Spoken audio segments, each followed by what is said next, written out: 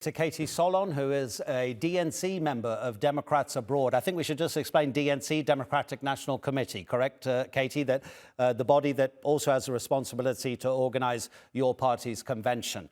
What did you make of the Biden address? Well, first of all, let me tell you, I'm very happy to be back. I was in your studio on election night in 2016. Right. Turned out to be a dismal night for us that night. It's not going to be like that election night in November this year. What did I think of the speech? I think he said everything that needed to be said and everything that we are feeling across the country. There's overwhelming support for his stepping aside and for the vice president to come forward as our presumptive nominee. And she is going to carry us through the next 100+ days. She's going to work hard. She's going to campaign hard with support across the spectrum of Democrats, overwhelming support from the governors, from the senators, from the congressmen, and for more than half of the delegates who will be at our convention in August.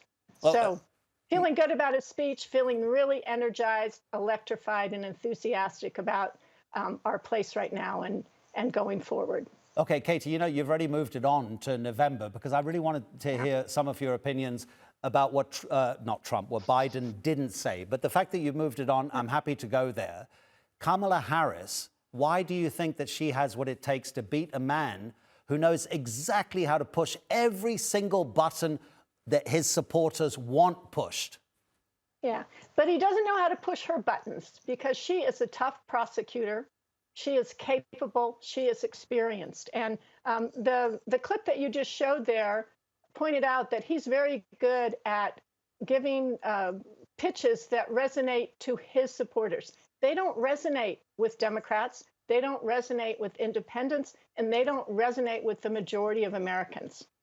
So we're not afraid of putting at all. We're very eager to put Vice President Kamala Harris in any kind of a debate situation or any other place in the next 100 days where she will be talking about her vision and the future, and he will be talking about himself and the past. We're in a very good place here. We have a vigorous, experienced, capable, tough candidate with everyone behind her.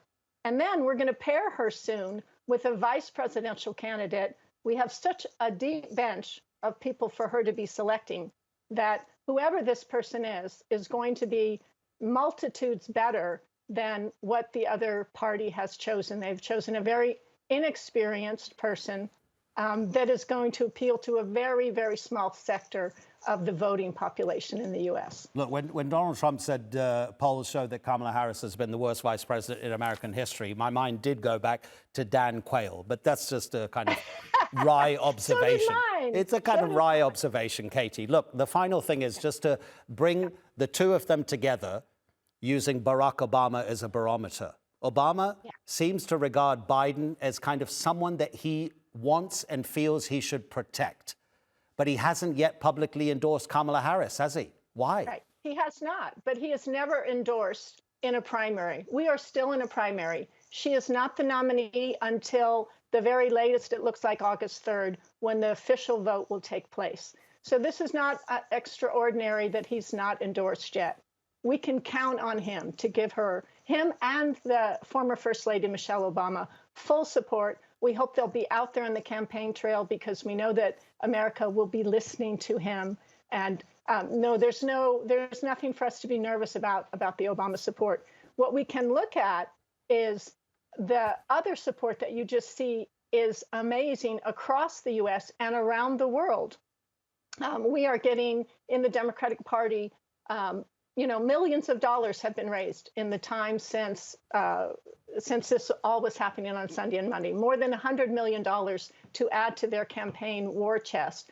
But Democrats Abroad, which is the organization I'm with, we represent the 9 million Americans around the world. We are getting new members every day. We are getting lots of donations coming in. We are getting people offering to help us with our voter registration and voter assistance. And importantly, we're getting many, many more hits. We had our biggest day yesterday at votefromabroad.org, which is the website we use to help register voters that live outside the U.S. Yeah, so, I mean, Yeah, there's no problem anywhere with lack of support for this wonderful person that you're showing on the screen. Right, Who's going to be the first woman president, the first Black woman president, the first president of Asian American descent. Amazing. It's certainly going to be interesting. And it's interesting also that you mentioned the money, because Kamala Harris has, as you indicate, really quickly managed to get a lot of donations. But the Democrats need that money because they're being outspent at the moment in advertising by the Republicans. But we'll leave it there for the moment, Katie. There's a long time to go, and we'd really like to get you back to hear more of your thoughts as this campaign progresses. Take care. Thank you so much.